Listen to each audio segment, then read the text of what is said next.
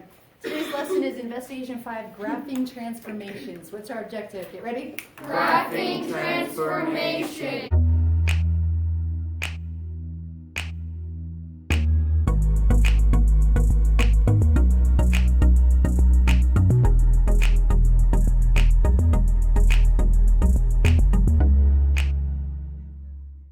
Graphing transformations, we are going to talk about how all of these movements or changes go onto the graph and what their coordinates are going to be. So we've done reflections, we've done translations or slides, rotations, and dilations. We're going to do all those on the graph. So first one, reflection. What are the coordinates for the reflections over the y-axis? This is the common mistake students forget. Wait, which one is the y-axis? So easy. Circle it, and on the axis, draw a dotted line. So you can see I'm reflecting on this line. It's your mirror. So if I'm going to go on the y-axis, you're going to reflect here. If I was reflecting on the x-axis, I would reflect here. So make sure you're reading very carefully. Y-axis is first. Well, where does it go? Look how far it is away from the mirror. I'm 1, 2, 3 units from the line of reflection. So that means my new B, or B prime, will be 3 units from the y-axis on this side. So B prime. A is 1, 2, 3 units. 1, 2, 3 units is A prime. And then C is 2 units farther than B. So I'm just going to go from B prime and do 2 more units, and here's C prime. Connect and draw my new triangle. So again, that's a reflection across the y-axis. What is that called? Get ready? Reflection over the y-axis. Across the y-axis. Good. Okay, if I was going to do the x-axis, I'm going to circle my x so I make sure I'm doing the right axis. I'm going to draw a dotted line. This is my line of symmetry. I'm going to look at B, and I'm going to think, oh yeah, B is going to go across this way now. It's 2 units away, so I'm going to count 2 units. 1, 2, and the new B prime is here. C will go 1, 2, 1, 2. The new C prime will go here. I didn't give myself quite enough room for A, but A is going to be about right here. How do I know? Because it's 1, 2, 3 units farther away. So from B prime, 1, 2, 3 units farther away. Here's my new image. So this image you start with is called the pre-image. What is my starting image? Get ready? Pre-image. Pre-image. And then the changed, or the new one, is called the image. What is my new one called? Get ready? Image. Image. Very good. All right, so that's another reflection problem. I'm going to skip the ones that are redundant. We're going to go to a rotation. Rotation. We're going to rotate this triangle clockwise around point B. And you know, it didn't say how far clockwise, so we're going to just do the simple 90 degree. I'm going to use my hand to show you. Here's my hand, that's the triangle. I'm going to rotate on point B. Point B is like a pivot point, so picture it right there. That's pinned in, and it's going to go here. Look at how this is the longer side, my thumb is the shorter side. The short side is going to be here, and the long side is going to be there. That might help you see where it's going to go. So A is going to end up down here. It's 1, 2, 3 units, so 1, 2, 3 units. Here's my new A prime.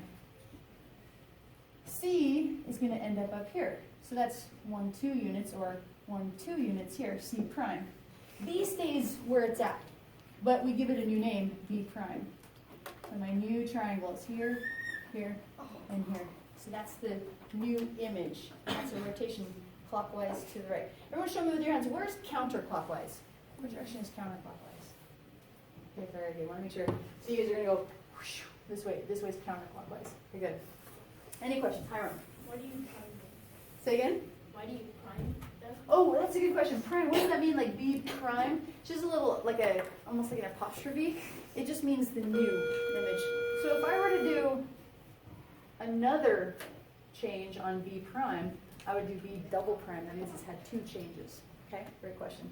And I noticed Hiram's writing this down. If you, as I'm teaching, if you think of a good question, or you notice, oh, you know what, I want to remember that, that's what you should write in your notes. When I was in school, I was constantly going, what are they saying that I should write down? That helps me pay attention, but also helped me look for things I didn't already know, or things that I wanted to remember. Okay, we're going to add on to this. What if I was rotating not about point B, but what if I was rotating about a pivot point at the origin? Now, I think about a month or 2, I showed you how to rotate it with a transparency, but you guys don't have transparency, so how would you do it? Let's just visualize. Here's my triangle, it's kind of here-ish where my hand is. If I rotate it, it's going to end up here, right? But where over here? Let me show you a really cool trick. Identify each point. This is -3, 2. A is at -3, 5. C is at -5, 2. To rotate it clockwise 90 degrees, we know it's in this quadrant. The trick is swap each x and y value.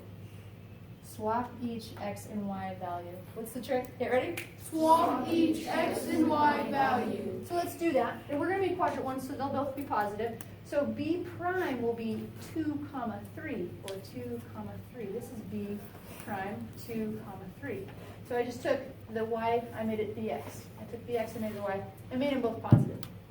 A would be 5, 3. 5, 3. This is a prime, 5, 3. So where would C prime be located? Okay, Chelsea. 2, 5, very good. So here's 2, here's 5. This is C prime, 2, 5, and they're all positive because I'm in the first quadrant. Ah, does this triangle look like it went here and went? See that? Right there. Could I do it again if I had a bionic arm? Ugh. So I could rotate it again, another 90 degrees. And what you're going to see is going to happen again is the x and y values will swap again. I'm going to save the time from doing that. But we would swap our values, we would plot down here, but this time, since we're going to be down here in this quadrant 4, the signs are, oops, I didn't do parentheses, positive, negative. So we would just make sure that second coordinate is negative. Okay? Any questions? All right, that's another rotation one. Let's do a translation. Translation is a slide. Translation is a slide. What is a translation? Get ready? Slide. A slide. So it's just a movement. Notice the shape didn't change. The orientation didn't change. It's still in this orientation. It just moved over. Well, how did it move? Well, it moved to the right and then down. Let's find out how much. 1, 2, 3, 4, 5, 6. I'm just going to go from M to M prime. So it moved 6 to the right, and then it went from here, it went 1, 2 down. Is that true for every point? Let's look at L and L prime. How did it for L get to L prime? 1, 2, 3, 4, 5, 6 to the right, 1, 2 down.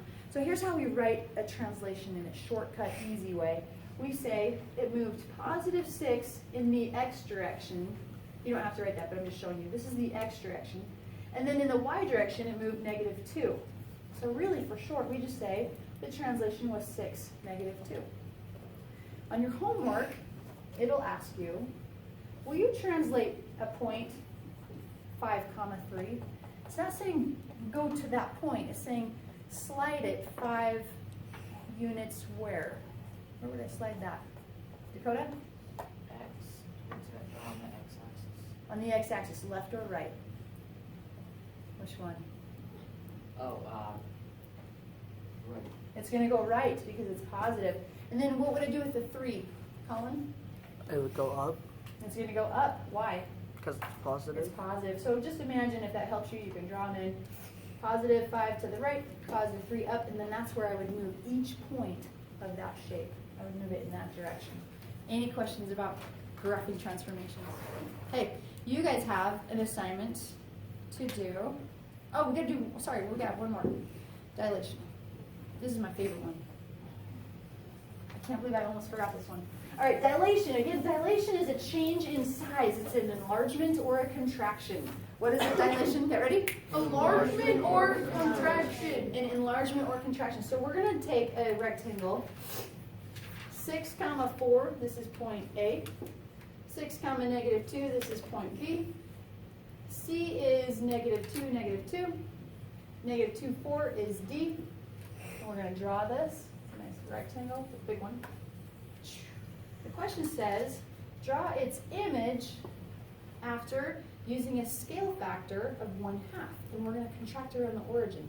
Wait a minute, contract around the origin? The center of contraction?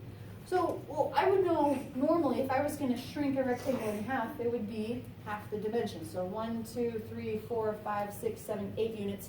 My new one would be 4 units. But where does it go? Is it here? Is it here? Where do I put it? Some of you know. Okay, some of you know. Here's two ways I want to show you how to find out where is the new image get drawn. Since we're contracting about the origin, picture A is shrinking towards the origin. I have to shrink it in half. So if this distance is this long, half that distance, I kind of missed, but it's about right there. So the new A prime should go there. Look at the distance from here. Whoops, I way missed that one. Let's try that again.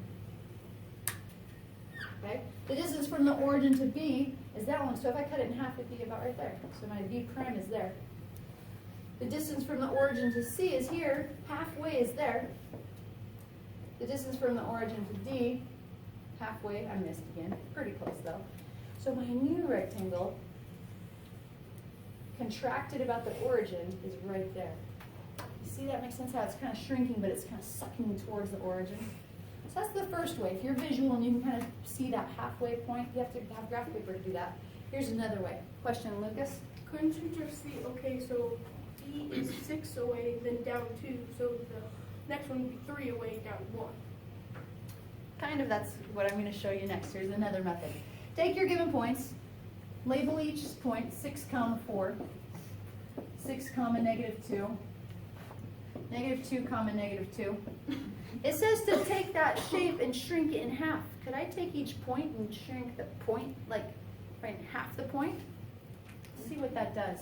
Half of this point would mean take half of -2, which is -1, half of 4, which is 2. Half of this point would be 1 and 1, -1 and -1. Half of this point would be 3 and -1. Half of this point would be 3 and 2. See how I just cut each x and y, I just cut it in half. Is that where we ended up? -1, -1 for C prime. -1, 2. 3, 2, there's over 3 up 2. 3, -1 is over 3, down 1. So that's a way you can figure it out without even having to have a graph. Just cut each point in half. If I told you to take a rectangle and dilate it by a factor of 2, that's going to be twice as big. Could I take each point and double the x and double the y? It would do the same thing. It would tell me where the new coordinate would be. It's kind of cool because when you're doing it on the origin, it has to have that doubling related to the origin. Lucas. How would you do this with a circle? Oh boy. I guess you would look for key points on the circle. And do these. Can you do Great question, Lucas. middle? Josh? Can you do the middle? So, as far as, what do you mean, like, contracting or stretching around the middle? So in other words, if my circle was, maybe let's make an easy one, like that. And if I was contracting it in half, I would say yes, your new tangent spot would be here, here. So your new center would be half that. Can you use it for sliding? Ooh. We don't do any circles in this course, but that's a great question. That's thinking even deeper, so great job, Lucas. Okay, you've got the rest of the period to do questions 11 through 14. I'll have some graph paper for you, and it's due by Monday.